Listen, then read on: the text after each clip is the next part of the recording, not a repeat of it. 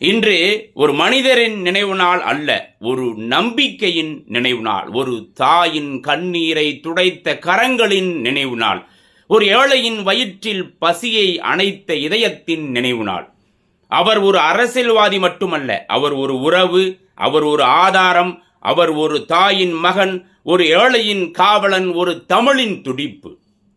திரையில் அவர் பேசிய வசனங்கள் நிஜ வாழ்க்கையில் கொள்கைகளாக மாறின. அவர் நடித்த பாத்திரங்கள் அவர் வாழ்ந்த வாழ்க்கையாகவே இருந்தன. அதிகாரம் வந்தபோதும் அகங்காரம் வரவில்லை, புகழ் வந்தபோதும் மனிதநேயம் குறையவில்லை. அவர் பேசாத போதும் அவர் செய்த செயல்கள் பேசின. அவர் இல்லாத போதும் அவர் கொடுத்த நம்பிக்கை இன்னும் உயிரோடு இருக்கிறது. ஏழை சிரித்தால் நாடு சிரிக்கும் என்றார்.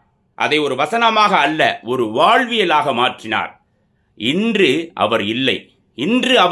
ஆனால் ஒரு தாயின் பிரார்த்தனையில், ஒரு ஏழையின் நன்றியில், ஒரு தொண்டனின் அன்பில், ஒரு பக்தனின் கண்ணீரில் புரட்சி தலைவர் இன்னும் வாழ்கிறார்.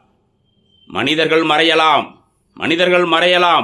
ஆனால் மனிதநேயம் ஒருபோதும் மறையாது.